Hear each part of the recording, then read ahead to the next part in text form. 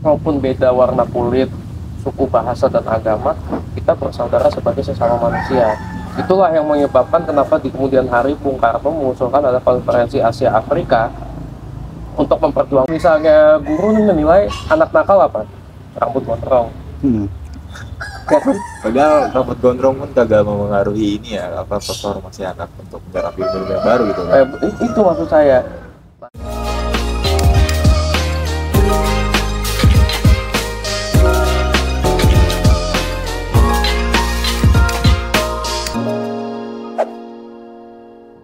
Halo teman ngobrol, kembali lagi bersama saya Baim.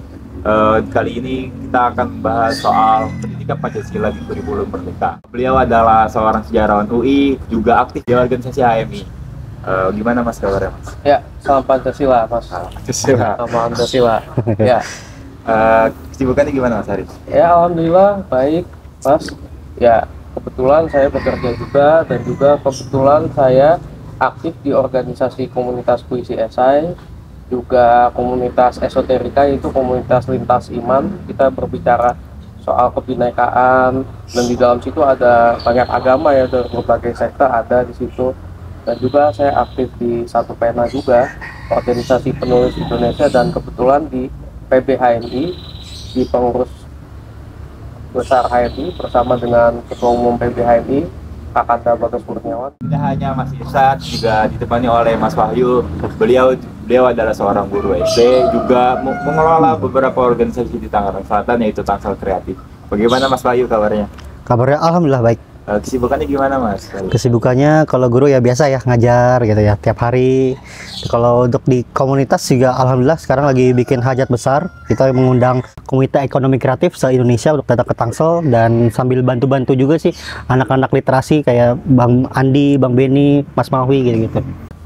Pertama-tama saya akan menanyakan tentang kurikulum ini terhadap dua narasumber ini. Bagaimana tanggapan kakak-kakak? Mungkin dimulai dari Pak Irsad dulu kali ya. Ya, mungkin ke Mas dulu. Oh boleh, saya dulu ya. Mas sebagai pendidik itu terhadap kebijakan yang baru. Kebijakan yang baru ya. Oke baik, kurikulum Merdeka sebenarnya sudah dilaksanakan beberapa tahun sebelumnya ya, menggantikan kurikulum 2013 dari menteri yang sebelumnya.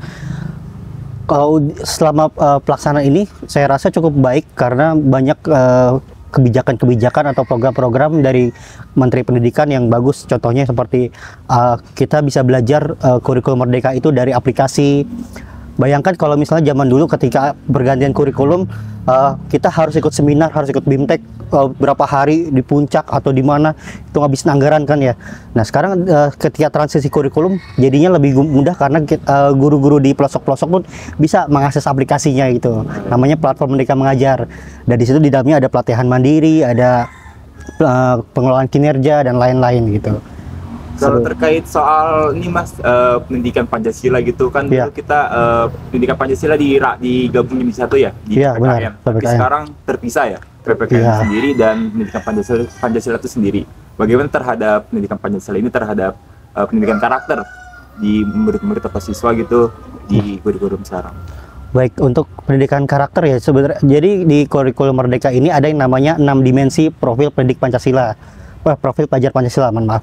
Jadi di dalamnya ada keberpihakan global, lalu ada berakhlak mulia, berketuhanan yang Maha Esa, ada berpendapat kritis, kreatif, dan saya lupa mananya. Nah itu di dalamnya itu banyak, jadi kita harus benar-benar berpacuan pada 6 dimensi itu. Entah itu dari pelajarannya, lalu ada juga kita project-projectnya. Jadi setiap minggu kita harus membuat project tentang ada tema-temanya, dan itu bertujuan untuk meningkatkan 6 dimensi itu gitu. Oh, dari salah satu 6 dimensi itu kan ada apa, ketuhanan yang Maha Esa ya Mas ya. Iya. Terus ada kreativitas, mandiri, terus apa, kebinekaan global dan lain-lain gitu. Kalau aku rasa yang poin keempat ini kalau nggak salah ya, di kebinekaan global ini rada apa ya, rada beresiko gitu terhadap pendidikan karakter kita. Masalahnya di pemuda-pemudi sekarang gitu lebih suka gitu terhadap budaya luar gitu ketimbang budaya sendiri. Bagaimana Mas point of view atau perspektif dari seorang pendidik? Baik, ini agak sulit ya kalau kita lihat ketika remaja-remaja kini lebih suka dengan budaya luar ya. Sebenarnya di project V5 atau profil pelajar Pancasila juga itu ada yang menekankan kepada kita harus mencintai kebudayaan kita sendiri gitu. Itu dari project-projectnya, lalu juga ya baik lagi bagaimana guru itu bisa memfasilitasi muridnya untuk tetap cinta budaya sendiri gitu. Boleh cinta budaya luar, mungkin bisa juga diambil baik-baiknya gitu ya, tapi tetap harus cinta budaya sendiri. Nah, baik lagi ya gurunya yang sangat berperan penting, dan keluarga di rumah sih yang harus benar-benar membantu anaknya untuk mencintai budaya sendiri. Jadi berbagi ke dalam rumahnya sendiri. Iya benar. Gitu ya? Iya. Kalau menurut Pak Yusuf Ya, terhadap pendidikan Pancasila di kurikulum yang baru gitu. oh iya, kalau terkait Pancasila di kurikulum yang baru yang lebih berkompeten soal ini adalah Pak Wahyu, dan sudah dijelaskan sangat baik ya oleh beliau terkait hal ini. Nah, tadi ya saya cuma mungkin menambahkan aja kali ya, karena udah dijelaskan dan beliau guru yang mengajar sekarang, bahkan in touch dengan para siswa sekarang, jadi beliau lebih tahu dari saya untuk perkembangannya. Nah, jadi yang kalau soal kurikulum ini ya, ini kan bagian dari Merdeka Belajar kan. Nah, dari spirit yang hendak dibawa dari Merdeka Belajar oleh Mas Nadiem ini tentunya supaya para siswa-siswa bisa bergerak dengan kreativitasnya. Iya, benar. Dan saya rasa alasan dari Pak Jokowi untuk mengangkat Mas Nadiem untuk menjadi Mendikbud, alasan utamanya kan karena mengatasi masalah paling besar di dunia pekerjaan. Nah, itu apa? Nah, itu link antara pendidikan dengan industri. Iya.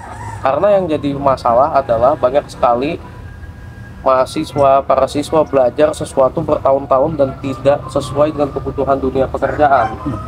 Nah, karena tidak sesuai ini, jadi dia butuh konsep mix and match kan. Link and match maksud saya. Link and match. Jadi pengennya misalnya orang akuntansi belajar akuntansi yang dipakai di perusahaan sekarang, atau misalnya belajar IT yang dipakai di perusahaan sekarang. Nah, kira-kira seperti itu. Nah, ini juga saya kira untuk konsep Pancasila juga kita mengajarkan juga perlu dengan link and match.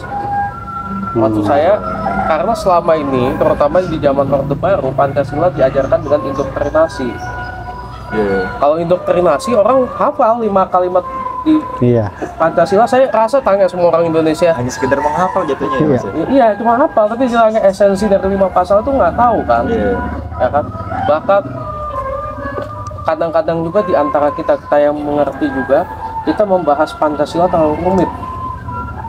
Saya pernah datang dalam satu diskusi, judulnya membentuk masyarakat pos Pancasila, masyarakat pasca Pancasila.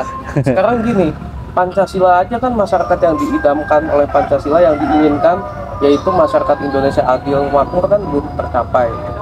Lagi kita perjuangkan, ya kan? Nah, malah kan tiba-tiba menyatakan masyarakat pasca Pancasila, pos Pancasila, ini gimana maksudnya, ya kan? Nah, belum lagi ketika masa Orde Baru awal, maksud saya masa Orde Baru runtuh tahun 98, ini kan P4 dihapus. Ini P4-nya adalah program indoktrinasi zaman Orde Baru supaya semua orang paham Pancasila. Makanya ada butir-butir, ada kajian tentang Pancasila, nah dengan metode indoktrinasi. Nah, ini dihapus, lambat laun kita merasa butuh untuk menghidupkan lagi wacana pendidikan Pancasila setelah sebelumnya kita hapus indoktrinasinya. Karena kenapa? Dengan dihapusnya Pancasila sebagai, maksudnya P4 ini dihapus, kemudian muncul intoleransi dan radikalisme kan di mana-mana. Bahkan muncul gerakan-gerakan intoleran. Nah, mulailah orang-orang yang dulunya meneriakan penghapusan P4, katanya itu indoktrinasi, tidak demokratis, akhirnya mulai meneriakan Islam dan Pancasila tidak bertentangan. Terus Pancasila dihidupkan lagi, wacana-wacana seperti ini, karena mereka melihat kayaknya alternatif untuk melawan ini Pancasila. Karena kalau misalnya pakai wacana liberalisme, kan banyak yang menentang liberalisme dan nggak pada banyak yang paham kan. Nah, kira-kira begitu. Jadi menurut saran saya sih ya, untuk dalam Merdeka Belajar, karena kita pengen link and match, saya rasa untuk menanamkan Pancasila itu juga dengan link and match. Misalkan cara-cara mudah yang kreatif, misalnya kita bikin kartun tentang Pancasila misalnya. kartun tentang Pancasila, misalnya bikin serial lah, misalnya serial anak-anak, bagaimana ketika BPUPKI sampai PPKI berdiri dan Pancasila ini dirumuskan tapi dalam bentuk anime misalnya. Karena banyak loh anime-anime Jepang tuh yang ngangkat tentang sejarah tuh anak-anak suka-suka juga kan pastinya. Atau misalnya buat game misalnya, game strategi atau apa misalnya ngangkat tentang itu. Atau dalam komik misalnya bisa di webtoon atau gimana. Nah, jadi menurut saya kalau misalnya dengan diajarkan dengan indoktrinasi, zaman sekarang udah nggak relevan. Kenapa? Karena zaman sekarang kan ada medsos, ya kan? Terus lagi ada kebebasan berbicara dan lain-lain. Kita indoktrinasi tapi fakta di lapangan beda kan? Nah, kira-kira begitu sih. Tapi substansi dari Pancasilanya itu sendiri bakal tersampaikan ya sih Mas? Soalnya belum lama ini banyak sekali fenomena yang tragis gitulah terkait dari segi dari pihak si siswanya ataupun si pihak pendidiknya gitu. Banyak sekali yang melanggar gitu nilai-nilai dari Pancasila itu sendiri, seperti korupsi, penyalahgunaan kebijakan, mungkin kalau dari pihak siswanya perundungan segala macam gitu. Buat nilai moralnya tuh saya rasa lumayan tragis lah gitu. Ya. Bagaimana Mas? Ya kalau mau begitu itu ya kan, kalau misalnya ada kan misalnya oknum guru misalnya ya, ketika ujian nasional misalnya bilang ya udah kalian ngetek gak apa-apa asal jangan sampai ketahuan misalnya kayak gitu kan.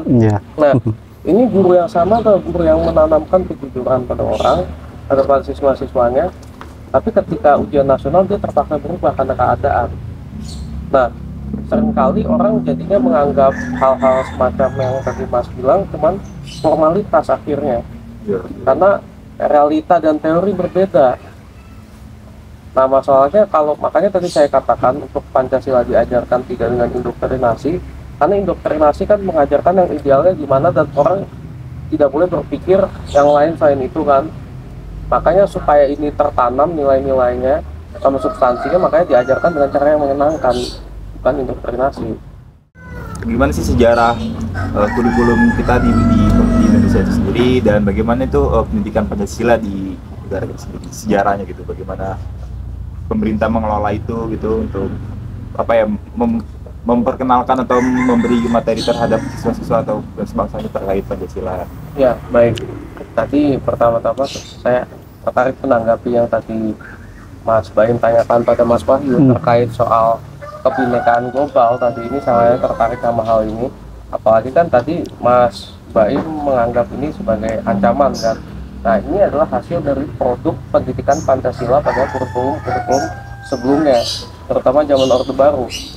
Karena zaman Orde Baru sampai reformasi awal, Pancasila diajarkan dengan cara indoktrinasi. Nah, walhasil itu kan materi-materi indoktrinasinya saya baca ya, itu cenderung melihat sesuatu yang bukan pada penafsirannya sebagai ancaman. Padahal kita beda pandangan, belum tentu kita musuhan kan. Ya kan? Kan kita bisa bersaudara dalam satu atap. Ya kan? Nah, seperti juga kan gini, pada dasarnya kan di Indonesia kan sebenarnya kita sama-sama yang kita cari berjuang ya. Mas Baim tahu berjuang? Beras, baju dan uang. Aduh. Nah, itu kan ini kira-kira seperti itu kan. Maksudnya mau itu orang agamanya apapun, ujung-ujungnya yang dicari kan beras, baju dan uang. Kira-kira begitu kan. Nah, maksudnya kebinekaan global tadi yang saya bilang, ini nampaknya kan ini Soekarno ketika pidato Hari Pancasila 1 Juni 1945 itu pidato bersamaan dengan kebetulan Soekarno menyampaikan ide Pancasila dalam rapat BPUPKI. Dalam rapat BPUPKI itu kan ada Supomo dan Yamin yang juga ikut membawa konsep dasar negara. Kemudian Soekarno bawa konsepnya sendiri, Pancasila. Nah, saya dengerin lengkap ya pidato itu, ada yang baca transkripnya di YouTube dan saya juga baca PDF dari hasil transkrip pidato Bung Karno. Bung Karno bilang misalnya pasal ya yang menyatakan kemanusiaan atau internasionalisme, maksudnya adalah kemanusiaan manusia secara global. Jadi Bung Karno itu mengharapkan nasionalisme Indonesia bukan pada chauvinisme, yang yaitu yang bukan golongan kita berarti musuh. Nah, ini kan pengen kemanusiaan global. Jadi maksudnya kebinekaan global di sini menganggap bahwa manusia ini pada dasarnya satu entitas sebagai manusia, walaupun beda warna kulit, suku, bahasa, dan agama, kita bersaudara sebagai sesama manusia. Itulah yang menyebabkan kenapa di kemudian hari Bung Karno mengusulkan ada konferensi Asia Afrika untuk memperjuangkan kemerdekaan bangsa-bangsa di Asia dan Afrika. Hingga hari ini bangsa-bangsa di Afrika berterima kasih sama Indonesia atas KAA di Bandung ya, atau konferensi Asia Afrika. Nah, saya tambah juga yang tadi Mas bilang terkait pertanyaan tentang sejarah kurikulum Pancasila. Pancasila ini kan sebenarnya karena dibuat indoktrinasi dulu ditangani oleh Menteri Penerangan, yang sekarang kementeriannya sudah dibubarkan, nggak ada. Tapi kata beberapa orang, beberapa fungsi dari Kementerian Penerangan ada yang anggap diambil alih oleh Kominfo, walaupun pada nyatanya dia nggak khusus untuk itu. Kominfo ini kan untuk masalah jaringan internet dan lain-lain ya. Cuman dianggap ada fungsi penerangan karena Kominfo punya satgas untuk cyber anti hoax kan. Nah, jadi dia menseleksi info mana yang benar dan yang tidak menurut versi pemerintah. Nah, Kementerian Penerangan ini adalah, kalau di negara lain kayak Kementerian Propaganda, dia mempropagandakan apa yang menjadi tujuan pemerintah. Nah, masalahnya Pancasila ini pendidikannya sering mengarah ke sini. Saya pernah loh baca buku paket sejarah di zaman Orde Baru dan buku sejarah di zaman Orde Baru dengan buku sejarah di Reformasi beda isinya. Orde Baru di beberapa lebih kayak indoktrinasi. Nah, maksudnya tadi terkait sejarah kurikulum tadi. Nah, ini di zaman Orde Baru ini kira-kira itu dibuat indoktrinasi ini berbahaya bagi negara tapi nggak berbahaya bagi pemerintah. Kenapa? Karena pemerintah yang mengatur manusia-manusia ini kan, jadi akibat sistem ini tercipta jutaan orang yang cara berpikirnya formalis. Nah, formalis yang ikut sesuai dengan indoktrinasi ini kan. Nah, ketika masa reformasi ini indoktrinasi terhadap Pancasila dihapus, tapi sistem pendidikannya masih formalisme. Walhasil tercipta jutaan manusia formalis yang tidak ada lagi yang mengarahkan, yang akhirnya berbahaya bagi negara dan bagi pemerintah. Makanya dari itu pas di era Orde Baru seringkali dirubah ya kurikulum pada era itu ya. Ya, perubahan yang lebih cepat lagi sebenarnya di masa reformasi. Nah, ini yang menjadi masalah adalah perubahan di masa reformasi. Tadi yang saya bilang tadi formalisme, karena kita gini nih di pendidikan Indonesia ini. Misalnya 6 tahun orang sekolah nggak berpikir dia bisa lulus. Tapi kalau misalnya dia sekolah 6 tahun nggak pakai seragam kan bisa kena hukuman. Ini ngerti kan maksud saya kan? Nah, akhirnya kita ditanamkan pendidikan yang sifatnya formalisme, asal pakai seragam, kita baik kan kita diajarkan jangan menjudge dari cover kan? Iya. Ini dari pendidikannya udah diajarkan untuk menilai dari cover kan? Coba kalau misalnya guru menilai anak nakal apa? Rambut gondrong. Padahal rambut gondrong pun kagak mempengaruhi ini ya, apa performasi anak untuk menghadapi ilmu yang baru gitu kan?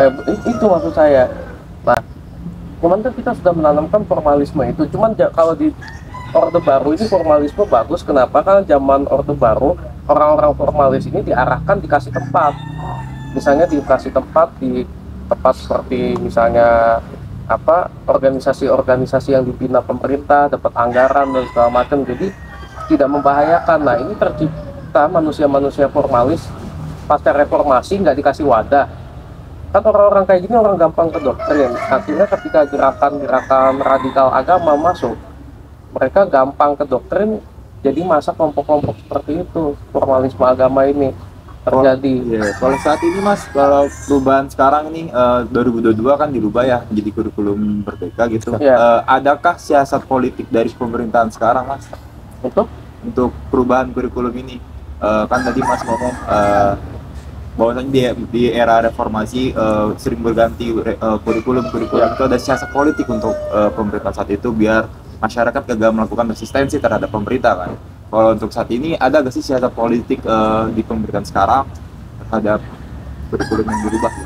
Kalau siasat politik pengganti kurikulum supaya tidak mau pemerintah, ini kejauhan mikirnya ini. Itu kalau urusan Kemendikbud itu mungkin yang lebih berwenang untuk hal itu mungkin menteri yang ngurusin keamanan negara nih, bukan Kemendikbud ya, untuk hal resistensi masyarakat secara politis ya.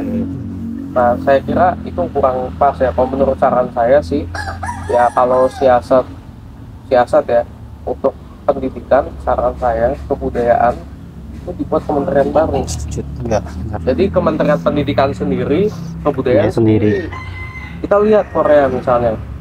Korea ini kan budayanya nggak seberagam Indonesia. Kita ada ratusan etnis, Mas, dengan suku, bangsa, bahkan agama aja yang resmi 6, yang tidak resmi masih banyak nih.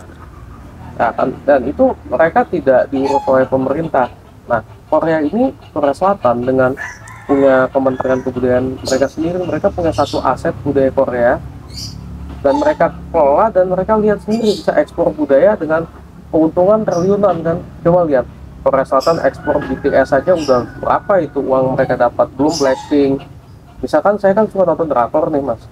Karena saya nonton drakor, saya ketika lihat Jajangmyeon misalnya, saya pengen cobain tteokbokki itu apa misalnya kan. Nah, ini hal-hal seperti itulah, Mas. Nah, kalau di Indonesia saya kira nih bagusan kebudayaan itu jadi kementerian sendiri. Misalnya ada dirjen soal sastra, kesusastraan, dirjen musik, nanti di bawahnya ada direktorat musik dangdut, direktorat musik rock, direktorat musik klasik. Nah, maksud saya ada direktorat teater dan lain-lain gitu. Nah, maksud saya, dengan begitu kalau misalnya jadi kementerian sendiri, saya kira bisa fokus karena etnis di sini banyak ya, dan banyak etnis ya yang merasa kebudayaannya nggak tertampung. Kan kita mungkin pernah dengar, saya suku apa, kita nggak pernah dengar suku apa kan. Itu kira-kira birokrasinya yang harus dibenahi ya. Ini juga kan karena bentar lagi kita punya presiden baru ya, yang dilantik. Harapan saya sangat besar, semoga ya presiden baru ini bentuk Kementerian Kebudayaan, bikin kementerian baru, dan kita jangan nyinyirin bilang kayak gini, wah ngapain bikin kementerian baru. Kalau menurut saya bagus, kan lapangan pekerjaan baru berarti. Benar kan? Bagus itu kalau menurut saya, ya kira-kira begitu sih. Wah, teman-teman, kompleks banget ya teman-teman, banyak sekali insight-insight baru terhadap pendidikan Pancasila, tentang sejarah Pancasila, tentang sejarah kurikulum. Mungkin terakhir aku mau bertanya ke Mas Wahyu dan Mas Risa Putra untuk terkait pendidikan Pancasila. Untuk Mas Wahyu, apa sih yang ingin disampaikan oleh Mas Wahyu kepada orang tua gitu kan? Tadi Mas Wahyu pernah ngomong. Sebenarnya peran penting itu peran lingkungan rumah kan, rumah. Bagaimana cara Mas Wahyu untuk mereka untuk orang-orang di rumah itu untuk menanamkan pendidikan si anak-anaknya gitu. Baik. Buat karakter. Baik, jadi untuk pendidikan saat ini sebenarnya hampir sama dengan kayak ekonomi kreatif ya. Jadi semuanya tuh harus berkolaborasi. Nggak ada yang lagi namanya kompetisi. Jadi kolaborasi adalah kompetisi terbaru kalau dibilangnya. Jadi makanya di mana kita harus kolaborasi itu antara guru, lingkungan masyarakat, dan keluarga. Itu yang paling penting. Makanya ketika kita hanya keluarga aja dengan guru misalnya, masyarakat ketika mereka keluar atau main di luar rumah tidak ada kolaborasinya, bakal percuma juga ya. Makanya saya mungkin pengennya gitu kedepannya kita semua berkolaborasi untuk pendidikan anak-anak di Indonesia gitu. Jadi nggak cuma itu tugas guru, itu tugas orang tua, enggak, itu tugas kita semua gitu. Karena kalau kita udah punya visi yang sama, saya yakin Indonesia itu bisa Indonesia Emas 2045 itu udah pasti bisa dicapai lah. Bukan Indonesia cemas lagi. Bukan Indonesia cemas lagi. Iya. Gitu sih. Kalau Mas Wahyu sendiri bagaimana Mas terkait ya untuk pengajar mungkin untuk mahasiswa seperti saya gitu. Betul. Gimana? Mau Mas Isyad? Iya, Pak Isyad. Ya, terkait buat para mahasiswa. Ya, kalau saran saya sih terkait ini ya Pancasila ya. Karena kan Pancasila ini satu ideologi khas dari Indonesia nih, ya kan? Saya ngambil kutipan yang terjadi ketika Soekarno dan Josip Broz Tito, pemimpin Yugoslavia, ngomong kan. Dia bilang, bangsa kami agamanya banyak, kamu nggak takut negaramu bubar? Kata Soekarno, saya nggak takut sebab saya punya Pancasila, kata Soekarno gitu kan. Nah habis itu dia nanya balik ke Josip Broz Tito, kata Josip Broz Tito, saya yakin karena rakyat saya nggak akan bubar negaranya karena rakyat kami saling bahu membahu dalam satu milisi mempertahankan negara. Ternyata Yugoslavia yang ideologi perekatnya komunis kemudian bubar, komunisme mati di Eropa Timur, bangkrut, malah di Indonesia masih ada hingga sekarang. Uni Soviet sudah bubar, terus habis itu Yugoslavia bubar. Nah, Indonesia masih ada Pancasila. Jadi saran saya buat pemuda dan mahasiswa untuk ya banyak baca sejarah, banyak baca buku supaya tahu warisan besar bangsa kita. Itu aja sih.